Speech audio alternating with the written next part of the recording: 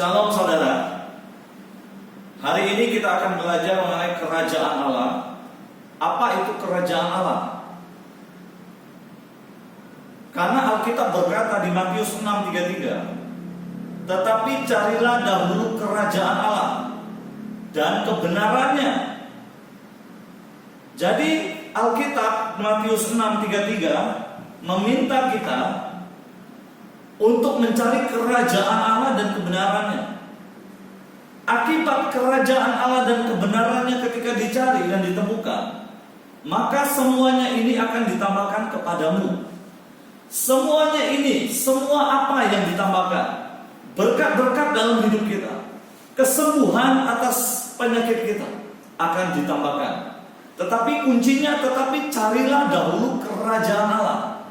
Kata-kata carilah, kata carilah di Matius 6:33 adalah kata yang bukan sekedar mencari saja, kemudian tidak menemukan ya selesai. Tidak. Kata-kata mencari di sini, carilah kerajaan Allah dan kebenarannya. Kita bukan dihimbau untuk mencari, tetapi diperintahkan untuk mencari. Carilah sampai kapan? Sampai ketemu. Mencari kerajaan Allah dan kebenarannya sampai ketemu. Ketika itu kita sudah temukan, maka semuanya berkat, kesembuhan, kelimpahan, promosi, semua hal-hal itu akan ditambahkan dalam hidup kita.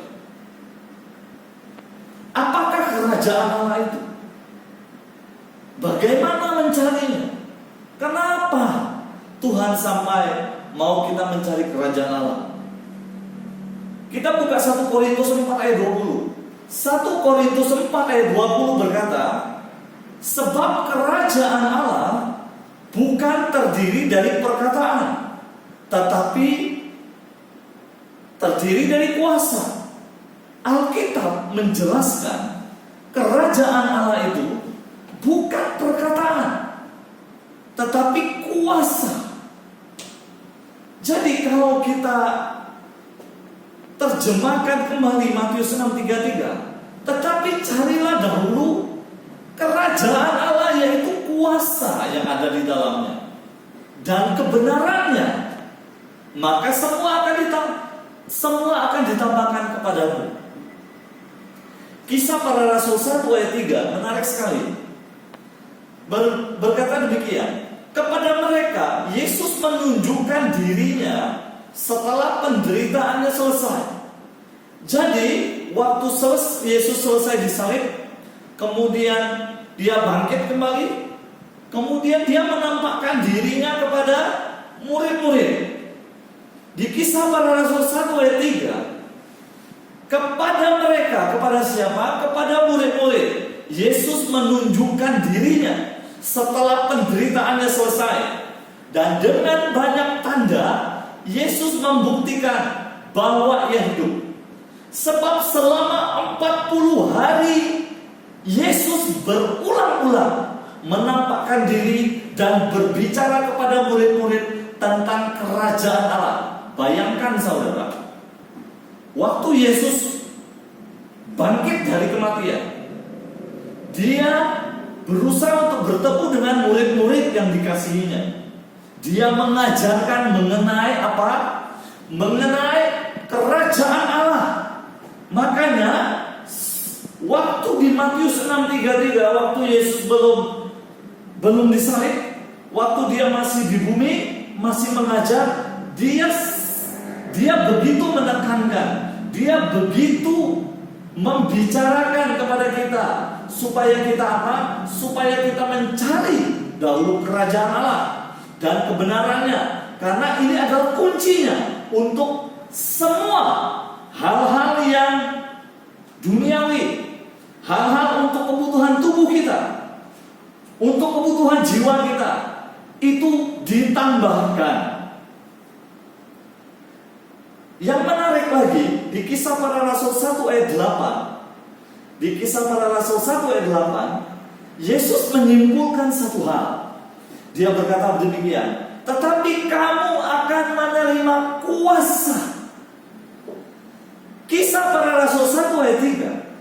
berbicara kepada murid-muridnya, menjelaskan mengenai kerajaan Allah. Tetapi di Kisah Rasul 1 ayat 8, Yesus berkata, Yesus menutupi pembicaraan mereka. Yesus berkata, kamu akan menerima kuasa kalau Roh Kudus turun ke atas kamu. Saudaraku, Yesus mau menjelaskan. Dia menjelaskan kepada murid-murid di Kisah Rasul 1 ayat 3 mengenai kerajaan Allah. Dia menutupnya di Kisah Rasul 1 ayat 8 mengenai kuasa. Kamu akan menerima kuasa jikalau Roh Kudus turun ke atas kamu, kata Yesus. Saya percaya, saudara, kuasa yang dibicarakan itu adalah kuasanya Roh Kudus. Jadi kerajaan Allah itu adalah bicara mengenai kuasa dari Roh Kudus. Carilah dahulu kerajaan Allah, yaitu kuasa dari Roh Kudus dan kebenarannya, maka semua akan ditambahkan kepadamu. Kita sudah tahu bahwa ternyata kerajaan itu adalah kuasa dari Roh Kudus. Itu yang harus kita cari. Yang kedua, Alkitab berkata Matius 6:33 ini, selain mencari kuasa, selain mencari kerajaan Allah, kita juga harus mencari kebenarannya. Apa itu kebenaran? Apa itu kebenaran? Yohanes 17 ayat 17 berkata, kuduskanlah mereka dalam kebenaran. Firman-Mu, firman Tuhan adalah kebenaran. Hal yang kedua yang perlu kita cari adalah kebenaran. Apa kebenaran? Firman Tuhan. Pewahyuan dari firman Tuhan. Itu yang mesti kita cari, saudara. Pertama, kita harus mencari apa? Kuasa dari Roh Kudus. Yang kedua, kita harus mencari kebenarannya. Untuk semuanya, untuk kelimpahan kita ditambahkan, untuk solusi dalam hidup kita ditambahkan, untuk kebahagiaan dalam hidup kita ditambahkan, untuk promosi dalam hidup kita ditambahkan, untuk hal-hal yang kita inginkan selama kita hidup di dunia ini ditambahkan. Kenapa sih Tuhan menghendaki orang percaya untuk memiliki kuasa, untuk memiliki kuasa dalam kehidupannya? Efesus 3 ayat 20 menjelaskan. Efesus 3:20 berkata, bagi dialah, bagi Allah lah yang dapat melakukan jauh lebih banyak daripada yang kita doakan atau pikirkan, sesuai dengan kuasa yang bekerja di dalam kita. Jadi dengan kata lain, Allah bisa melakukan sesuatu. Allah bisa menjawab doa kita. Allah bisa melakukan apa yang sedang kita pikirkan. Tergantung dari kuasa Allah yang bekerja di dalam hidup kita. Makanya ada kadang-kadang kita perhatikan, ada orang kadang-kadang dia berdoa sesuatu tidak terjadi, tetapi ada orang lain yang berdoa untuk sesuatu terjadi. Apa yang membedakan? Dua-duanya adalah anak, sama-sama anak Tuhan, tetapi kuasa Allah yang bekerja di dalam hidup orang tersebut berbeda. Karena Efesus 3 ayat 20 begitu menjelaskan rahasia ini. Bagi Allah yang sanggup melakukan jauh lebih banyak daripada yang kita doakan atau pikirkan, tergantung dari kuasanya yang bekerja dalam hidup kita. Jadi Allah, waktu kita berdoa akan sesuatu, waktu kita minta sesuatu kepada Allah, hasilnya Allah yang memberikannya, tetapi tergantung dari kuasanya yang bekerja dalam hidup kita. Makanya Matius 6:33 berkata, carilah dahulu kerajaan Allah. Apa kerajaan Allah? Kuasa dari Roh Kudus dan kebenarannya, yaitu firman-Nya. Setelah kita mendapatkan kuasa dari Roh Kudus dan firman-Nya ini, firman Tuhan, maka semua akan ditambahkan dalam hidup kita. Kita sudah tahu kenapa Tuhan menghendaki kita mencari kuasa, mencari kerajaannya. Kemudian bagaimana, pertanyaannya, bagaimana membuat kuasa Tuhan yang ada dalam hidup kita ini bekerja maksimal dalam hidup kita? Pertama yang harus kita lakukan yaitu kita mesti berbahasa roh. Alkitab berkata di 1 Korintus 14 ayat 4, siapa yang berkata-kata dengan bahasa roh, ia membangun dirinya sendiri, ia membangun rohnya, jiwanya, tubuhnya. Tetapi siapa yang membuat, yang membangun jemaat? Alkitab berkata, ketika kita berbahasa roh, kita lagi membangun diri kita sendiri. Roh kita dibangun, kuasa dalam hidup kita bertambah, pengurapan dalam hidup kita bertambah, karena kita berbahasa roh. Bagaimana supaya kuasa dalam hidup kita ini bekerja? Pertama, kita harus berbahasa roh, berdoa dalam berbahasa roh. Yang kedua, kita harus melakukan meditasi firman Tuhan. Bukan saja membaca firman Tuhan, tetapi merenungkannya, memeditasikannya dalam hidup kita, memperkatakannya berulang-ulang. Kenapa demikian? Mazmur 119 ayat 130 menjelaskan begini. Bila tersingkap, firman-firman Tuhan memberi terang. Alkitab bahasa aslinya berkata, masuknya firman Tuhan dalam hidup kita memberikan terang. Di dalam terang, di dalam cahaya ada kekuatan. Kalau kita memperhatikan cahaya lampu yang di atas ini, mungkin mata kita tidak akan menjadi buta dan sakit. Tetapi ketika ada satu kendaraan yang besar, kendaraan mobil yang sangat besar, lampunya dinyalakan, begitu terang, waktu kita memperhatikan lampu itu, mata kita bisa menjadi rusak, saudara. Itu membuktikan bahwa di dalam cahaya terang itu ada kekuatan, ada power, ada kuasa. Makanya waktu kita merenungkan firman Tuhan, waktu kita memeditasikan firman Tuhan, Alkitab berkata, cahaya itu masuk ke dalam hidup kita, ke dalam roh kita. Cahaya ini mengandung apa? Mengandung kuasa, mengandung kekuatan. Yang ketiga, yaitu kita harus berpuasa, saudara. Matius 17 ayat 21. Ada kejadian di mana seorang membawa anaknya yang sakit ayat kepada murid-murid Tuhan Yesus. Dan waktu itu murid-murid Tuhan Yesus sudah berdoa buat orang tersebut, tetapi hasilnya, saudara, orang tersebut tetap sakit, roh jahatnya tetap ada di dalam hidup anaknya yang sakit ayat. Kemudian bapak yang membawa anaknya sakit ini datang mengadu kepada Yesus.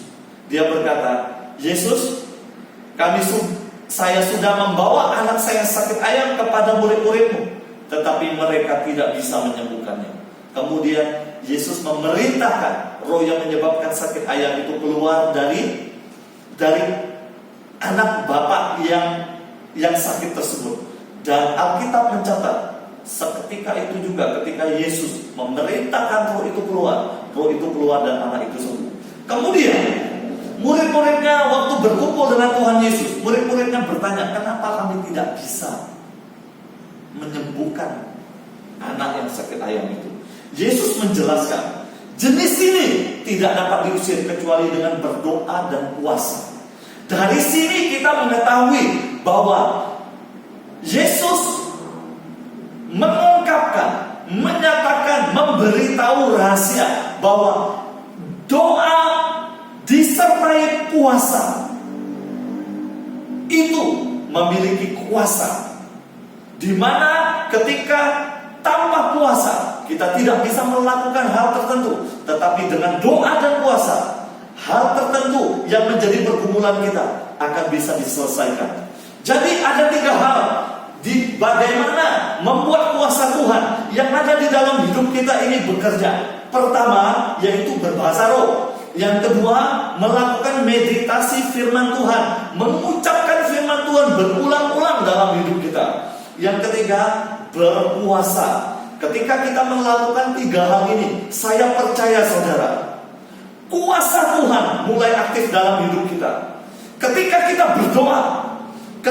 kita berdoa kepada Tuhan, Allah sanggup melakukan jauh dari apa yang kita pikirkan, doakan, sesuai dengan kuasa yang bekerja dalam hidup kita.